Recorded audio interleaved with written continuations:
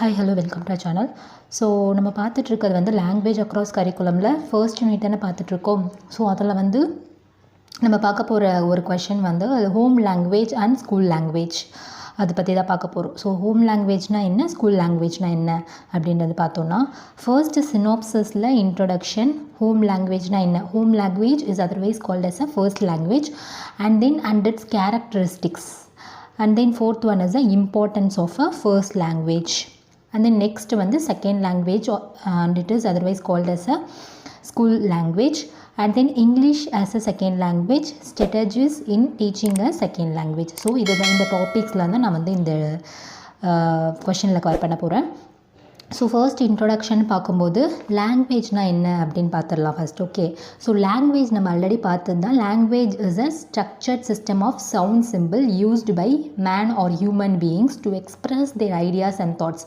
So அவங்களுடைய ideas and then அவங்களுடைய தாட்ஸை வந்து எக்ஸ்ப்ரெஸ் பண்ணுறதுக்கு we must need language. Correct. If a language is complete with grammar and literature, it is cherished as a classical language. ஒரு லாங்குவேஜில் கிராமரோ லிட்ரேச்சரோ தெரிஞ்சு நம்ம வந்து பேசணும் அப்படின்னா அது வந்து ஒரு கிளாசிக்கல் லாங்குவேஜ் அப்படின்னு சொல்லுவாங்க. So language is consists of two.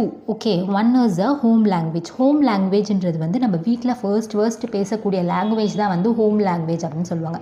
And it is otherwise called as a first language, L1 அப்படின்னு டினோட் பண்ணுவாங்க, ஃபர்ஸ்ட் லாங்குவேஜ்னு சொல்லிட்டு.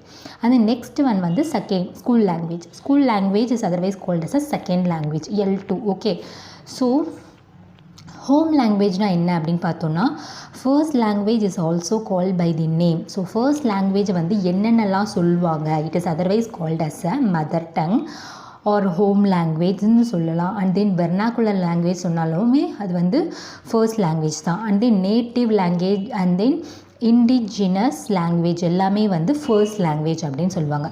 Okay, the language that a person learns during the early childhood in his first language. So ஒரு person வந்து அவனுடைய பிறந்த உடனே அவன் ஒரு லாங்குவேஜ் பேசணும் இல்லையா, அதுதான் வந்து ஃபர்ஸ்ட் லாங்குவேஜ் அப்படின்னு சொல்கிறாங்க, L1. that is otherwise called as a home language. Okay, so this first language is learned from the family members and neighbors. So இந்த ஃபர்ஸ்ட் லாங்குவேஜ் வந்து ஒரு குழந்தை எப்படி கற்றுக்குது, பிறந்த உடனே எப்படி அந்த குழந்தை கற்றுட்டு பேசுகிறாங்க அப்படின்னு பார்த்தோன்னா, ஃபேமிலி மெம்பர்ஸ் கிட்ட இருந்து அண்ட் தென் அவங்களுடைய நெய்பர்ஸ் கிட்ட இருந்து அதை பேச பழக கற்றுக்கும். ஓகே, ஸோ இதுதான் வந்து home language. So and then people who speak more than one language is known as a bilingual. So people வந்து யார் ஒரு லாங்குவேஜ் அவங்களுடைய ஹோம் லாங்குவேஜ் தவிர்த்து இன்னொரு லாங்குவேஜ் கூட பேசினாங்கன்னா அது வந்து என்னன்னு சொல்லுவாங்கன்னா பைலிங்குவல்ஸ்ன்னு சொல்லுவாங்க அவங்கள. those who are well versed in several languages. So more then 2 languages யார் பேசுகிறாங்களோ, செவரல் லாங்குவேஜஸ் யார் பேசுகிறாங்களோ அவங்க வந்து மல்டிலிங்குவல்ஸ். ஸோ ஒரு லாங்குவேஜுக்கு மேலே 2 லாங்குவேஜஸ் யார் பேசுகிறாங்களோ அவங்கள வந்து பைலிங்குவல்ஸ்ன்னு சொல்லுவாங்க. நிறைய லாங்குவேஜ் செவரல் லாங்குவேஜ் யார் பேசுகிறாங்களோ அவங்கள வந்து மல்டிலிங்குவல்ஸ்னு சொல்லுவாங்க. For example English, Tamil, Hindi, அது மாதிரி நிறைய ஃப்ரெஞ்ச், அது மாதிரி யாரெல்லாம் பேசுகிறாங்களோ நிறைய செவரல் லாங்குவேஜஸ் பேசுகிறவங்கள வந்து மல்டிலிங்குவல்ஸ்னு சொல்லுவாங்க. அப்படி இல்லைன்னா தமிழ், இங்கிலீஷ் மட்டும் பேசுனாங்க அப்படின்னா அவங்கள வந்து பைலிங்குவல்ஸ்னு சொல்லுவாங்க. Okay, so the present day linguist mention the first language or mother tongue as L1. So நான் ஆல்ரெடி சொன்ன மாதிரி, ஸோ எப்படி வந்து ப்ரெசன்ட் டேயில் லிங்குவிஸ்ட் எப்படி மென்ஷன் பண்ணியிருக்காங்க அப்படின்னா, ஃபர்ஸ்ட் லாங்குவேஜ் வந்து இல்லை மதர் டங்கை வந்து L1 அப்படின்னு சொல்லுவாங்க. And then second language or foreign language is otherwise denoted as L2. Okay, the child speaks their mother tongue quite naturally because the child learn the language naturally. Already சொன்ன மாதிரி ஒரு குழந்தை வந்து எப்படி கற்றுக்குது அதோட மதர் டங் அப்படின்னா அதோடைய family பொறுத்து. ஸோ அவங்களுடைய ஃபேமிலி கிட்டேருந்து அது நேச்சுரலாக கற்றுக்கும். அவங்க வந்து போய் ஸ்கூலில் படிக்கணும் அப்படின்னு அவசியம் இல்லை. ஸோ அந்த மதர் டங்கை வந்து அவங்க வந்து ஈஸியாக கற்றுக்க முடியும். வீட்டில் பேச அவங்க வந்து கற்றுப்பாங்க ஒரு குழந்தை. when a person speaks in his mother tongue he speaks with more confidence. ஒருத்தர் வந்து இப்போ நம்ம போய் ஒருத்தர் போய் கன்வே பண்ணுற ஒரு விஷயத்த நம்மளுடைய மதர் டங்கில் நம்ம பேசணுன்னா நம்மளுக்கு வந்து ரொம்ப கான்ஃபிடென்ஸாக நம்ம பேசுவோம். கரெக்டாக. So vernacular languages is the native language of specific population and the one that is not standardise. So vernacular லாங்குவேஜ்ன்றது ஒரு சில நேட்டிவ் லாங்குவேஜஸை தான் வந்து வெர்னாகுலர் லாங்குவேஜ்னு சொல்லுவாங்க. ஒரு பர்டிகுலர் ஸ்பெசிஃபிக் பாப்புலேஷன் வந்து அந்த நேட்டிவ் லாங்குவேஜில் பேசுவாங்க. So that is called as a vernacular language. Okay, and then its characteristics. So இது வரைக்கும் நம்ம பார்த்தது ஃபர்ஸ்ட் லாங்குவேஜோட எக்ஸ்ப்ளனேஷன் தான் பார்த்தோம். ஸோ இப்போ நம்ம பார்க்க போகிறது வந்து characteristics. Okay, so characteristics of first language acquisition பார்த்தோன்னா it is instinctive. So instinctive அப்படின்னா என்னென்னு பார்த்தோன்னா இயற்கையான. ஸோ இன்ஸ்டிங்க்டிவ் மீனிங் வந்து இயற்கையானது. ஸோ ஒரு ஃபர்ஸ்ட் லாங்குவேஜ்ன்றது வந்து ஒரு இயற்கையானது. ஓகே, நம்ம வந்து லைக் ஒரு குழந்தையிலேருந்து நம்ம இயற்கையாக அந்த விஷயத்தை அந்த ஒரு லாங்குவேஜை வந்து நம்ம கற்றுக்குறோம். ஸோ அதுதான் வந்து இங்கே இது வந்து ஒரு characteristic. First language is instinctive. The child has natural flair to learn its mother tongue but it also needs the help of appropriate linguistic environment. So ஒரு குழந்தை வந்து ஒரு மதர் டங்கை வந்து நேச்சுரலாகவே கற்றுப்பாங்க. ஓகே, இருந்தாலுமே அந்த குழந்தைங்களுக்கு வந்து அந்த மதர் டங் வந்து ஒரு கிராமட்டிக்கலாக பேசணும் அப்படின்னா அவங்க வந்து ஒரு லிங்குவஸ்டிக் என்விரான்மெண்ட்டில் போனால் தான் அவங்க வந்து கற்றுப்பாங்க அந்த விஷயம்லாம். Okay, so and then next வந்து mother tongue is very rapid. So வந்து it requires only a short period of time to learn ones mother tongue. So ரொம்ப சீக்கிரமாக கற்றுக்கலாம் மதர் டங்கை. ஓகே, ஸோ ரொம்ப ஷார்ட் பீரியட்லேயே நம்ம வந்து ஒருத்தவங்கள மதர் டங்கை வந்து நம்ம வந்து கற்றுக்க முடியும். ஏன்னா நம்ம சின்ன வயசுலேருந்து அந்த மதர் டங் கேட்டு கேட்டு வளர்றோம் இல்லையா நம்மளோட மதர் டங்கை. ஸோ அதை வந்து ஈஸியாக நம்ம ஷார்ட் பீரியடில் நம்ம வந்து அக்வயர் பண்ணிக்கலாம். Compared to second language we can learn it very rapidly. So நம்ம செகண்ட் லாங்குவேஜ் கம்பேர் பண்ணும்போது நம்ம வந்து மதர் டங் வந்து ரொம்ப ஃபாஸ்ட்டாக வந்து கற்றுக்க முடியும். அண்ட் தென் நெக்ஸ்ட் வந்து mother tongue is very complete. Learning the L1 is complete. It will be more complete then learning the second language. ஒரு இப்போ நீங்கள் தமிழ் படிக்கிறீங்க, உங்களுடைய தமிழ் தான் ஃபர்ஸ்ட் லாங்குவேஜாக இருந்துச்சுன்னா நீங்கள் அந்த வழியாக படிக்கும்போது நீங்கள் வந்து ஒரு கம்ப்ளீட்டாக ஒரு என்ன சொல்கிறது ஒரு கம்ப்ளீட்டாக ஃபீல் பண்ண ஓகே நம்ம எல்லாமே படிச்சிருக்கோம் அப்படின்னு சொல்லிட்டு when compared to second language. So second language படிக்கும்போது நம்ம இன்கம்ப்ளீட்டாக ஃபீல் பண்ணுவோம். ஸோ நம்ம எது கற்றுக்கணும்னு நம்மளுக்கு தெரியாது. பட் நம்ம வந்து ஒரு மொழி நம்மளுடைய மதர் டங் நம்ம படிக்கும்போது நம்ம வந்து ஒரு கம்ப்ளீட்டாக ஃபீல் ஆகும். ஓகே, ஸோ யார் வந்து ஒரு மதர் டங்கில் ஒரு விஷயத்தை கற்றுக்குறாங்களோ அவங்களுக்கு வந்து அவ்வளோ சீக்கிரம் மறக்காது. One never forget is mother tongue. And then next வந்து நாட் ரிக்வயர்ஸ் இன்ஸ்ட்ரக்ஷன். ஸோ இந்த மதர் டங் ஃபர்ஸ்ட் லாங்குவேஜுக்கு வந்து இன்ஸ்ட்ரக்ஷன்ஸ்லாம் வந்து தேவைப்படாது. Special instructions or tuition is not required to learn speaking in mother tongue. Okay, so நம்ம வந்து வளரும் போதே நம்ம வந்து பேச கற்றுக்குறோம் நம்மளுடைய மதர் டங்கில். ஓகே, அண்ட் தென் நெக்ஸ்ட் நம்ம பார்க்கும்போது importance. So importance of the first language பார்த்தோன்னா personal identity development. So first வந்து நம்மளுடைய பர்சனல் ஐடென்டிட்டி டெவலப்மெண்ட் வந்து மதர் டங்கில் ஒரு இம்பார்ட்டண்ட்டாக இருக்குது. அண்ட் தென் கல்ச்சர் ஐடென்டிட்டி, நம்ம கல்ச்சரில் யாருன்றது நம்ம மதர் டங் மூலியமாக நம்ம பார்க்குறோம். And then successful multilingualism learning, educational performance, emotional and mental growth, the ability to learn to read and then language development. இதெல்லாம் தான் வந்து importance of first language. Okay, and then next நம்ம பார்த்தோம்னா so இது வரைக்கும் நம்ம பார்த்தது வந்து ஃபர்ஸ்ட் லாங்குவேஜோட characteristics and its importance. Okay, so next நம்ம பார்க்க போகிறது வந்து second language. So second language is otherwise called as a foreign லாங்குவேஜ்னு சொல்லலாம், ஸ்கூல் லாங்குவேஜ்னு சொல்லலாம், இல்லைன்னா it is otherwise denoted as a L2.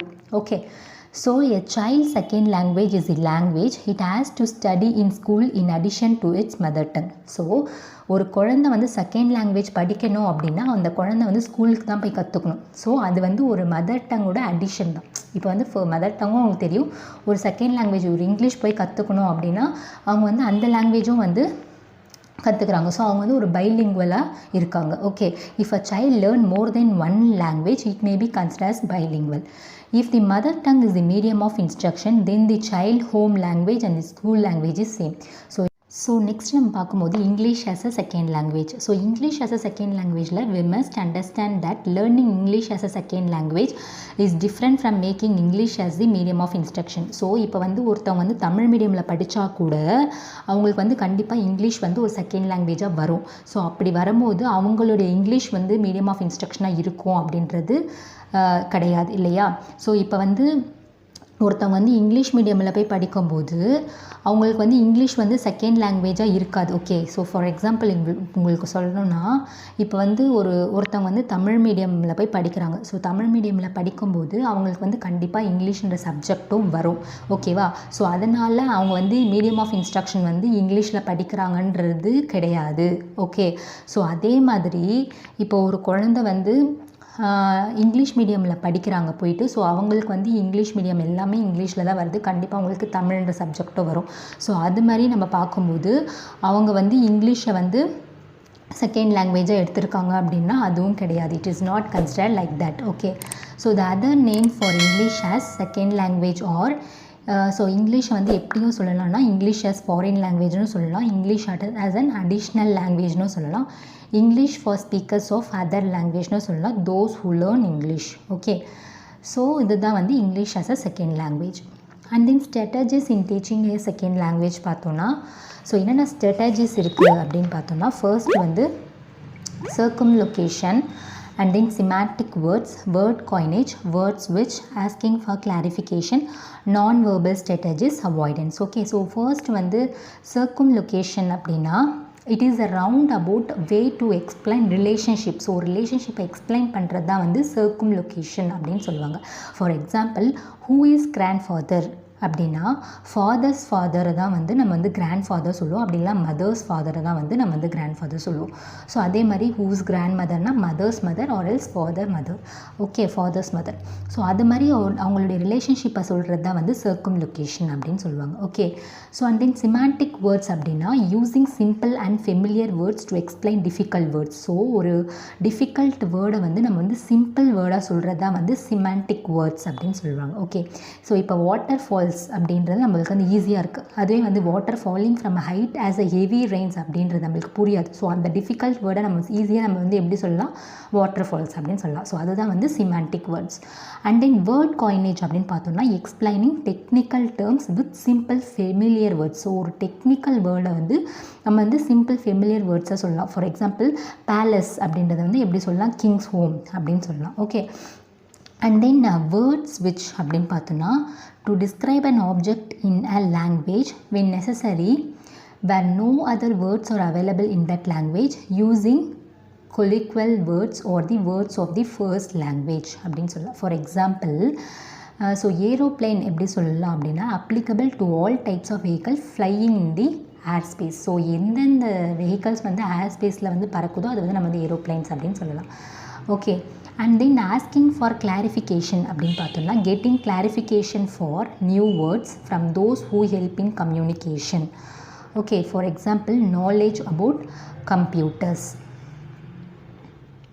And then next நம்ம பார்த்தோம்னா நான் வெர்பல் ஸ்ட்ராட்டஜிஸ். ஸோ நான் வெர்பல் ஸ்ட்ராட்டஜிஸ் அப்படின்னா ஸோ நான் வெர்பல் ஸ்ட்ராட்டஜிஸ்னால் இப்போ நீங்கள் ஒருத்தர் வந்து எக்ஸ்பிளைன் பண்ணுறீங்க, அந்த எக்ஸ்ப்ளனேஷன் வந்து நீங்கள் வந்து லைக் உங்களுடைய வாய்ஸ் மாடுலேஷன் வந்து டிஃபர் பண்ணலாம், அண்ட் தென் ஃபேஷியல் எக்ஸ்ப்ரெஷன் வந்து சேஞ்ச் பண்ணி நீங்கள் வந்து சொல்லலாம். ஸோ அதுதான் வந்து நான் வெர்பல் ஸ்ட்ராட்டஜிஸ்.